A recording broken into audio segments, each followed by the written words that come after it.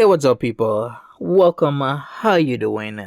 We have another video here. What $250 can get you at a Kuwait Jamia, which is a grocery store. Now, Foodie Beauty did this video 11 minutes and 55 seconds. And what did we learn? Nothing new. We already knew that she eats a lot of processed stuff. Yes, I'm going to talk about that because all I can see throughout this video is hella processed foods. Like, okay, so she gets some bread, but before she gets these packages, they're noodles, right? Super processed, lots of sodiums. Then we got that. You know what that's gonna convert to? Sugar. We got sugar. We got bread. Bread is good in, certain doses. But for her, that bread is gonna convert to sugar. We got more sugar here because that's, of course, more bread, more loaves, more bread, more whatever. Rice and bread to sugar. I think that is cheese, right? So there we go. At least we got some cheese in here.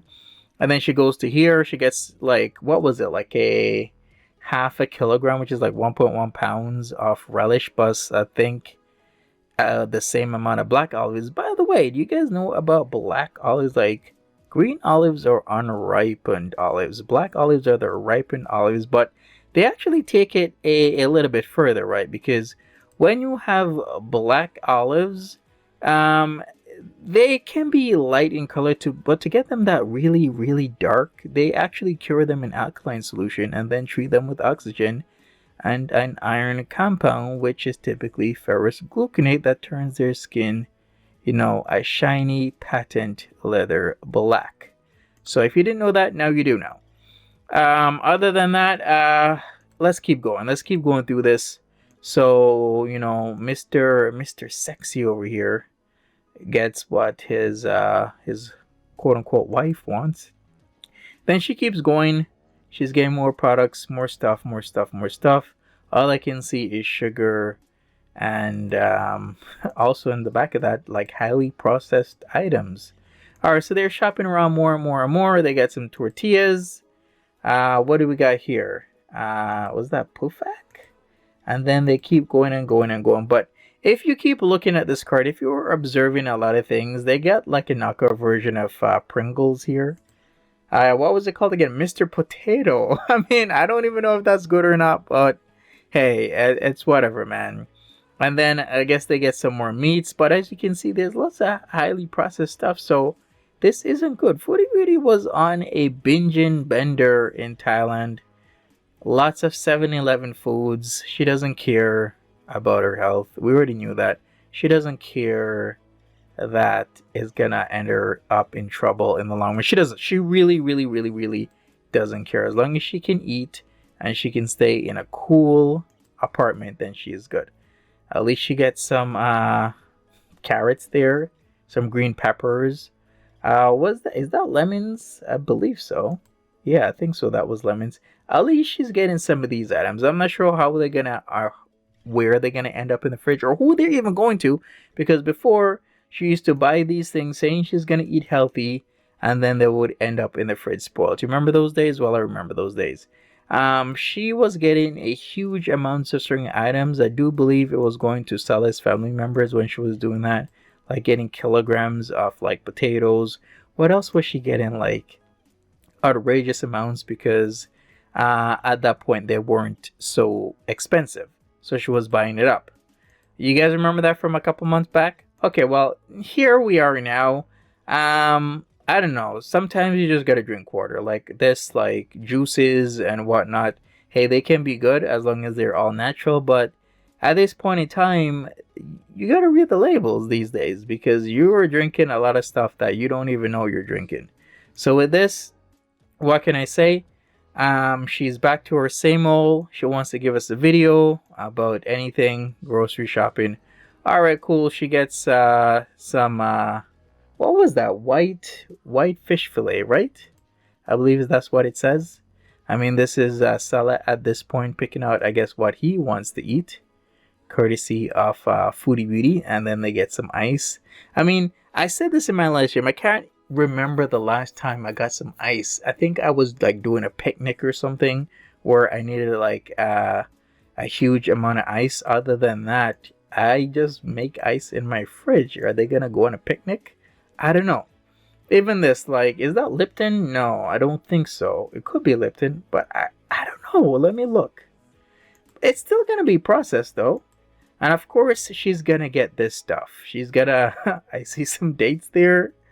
I mean, ain't nothing wrong really with this as long as you do it in moderation, right? But that's the problem. Moderation isn't a foodie beauty type of thing. You know, overindulgence is a foodie beauty type of thing.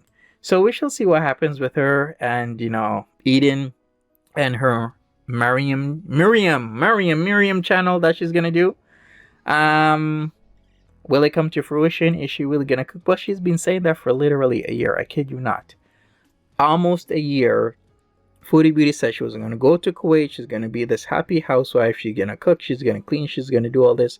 Did we see anything of that? Oh hell no, we saw nothing of that. So do I believe that her new channel that people decided to subscribe to now, she has, I think we're close to like 2,000 or something subs. I haven't looked in a while because the last time I checked it was like 1.7 or something like that. I can't even remember. But do I honestly think she's gonna cook? How many times has Foodie Beauty in the past couple of years said she's gonna cook? And she may do it once or twice or just never. And then we move on to another thing. So do I believe she's gonna do what she's gonna do this time? I do not, to be honest with you. I think Foodie Beauty, it will just be Foodie Beauty. She just talks. Maybe she'll change that channel to something else, or maybe she'll just keep that channel. If her other channel gets seeded, at least she has that, because a lot of people are doing that these days, and I really can't knock it. It's just you're trying to stay afloat, right? Because if one channel gets gone, at least you have that channel that you can build from. But we shall see what happens with all of this. Tell me your thoughts on this situation. Tell me your thoughts on Foodie Beauty's food choices. As you can see here, I would really like to hear from you about this whole situation. I do remember a few channels doing, is Foodie Beauty gonna last like they would do it at the December? Is Foodie Beauty gonna last throughout, you know, the next year, and do predictions? Now that can be kind of morbid. And you know what? I always say this. I do wish the best for Foodie Beauty. I also do wish she would change. Do I think she's going to change? Most likely not. Do I hope she's going to change? Hell, yes, I do. But the more I see from Foodie Beauty, the more I come to the understanding that Foodie Beauty is a very compulsive and obsessive individual. And she lacks a huge propensity for change, even in the most situations where a lot of people be like, hey, I think something's happening to me. I might be on the verge of like not waking up the next day. Let me change. But with Foodie Beauty, it's just like, it's whatever. So we shall see. Anyways, tell me your thoughts once again. We shall see what other content Foodie Beauty makes up, and whether or not that channel, Miriam, I forgot what her name is. I think it's Miriam, right?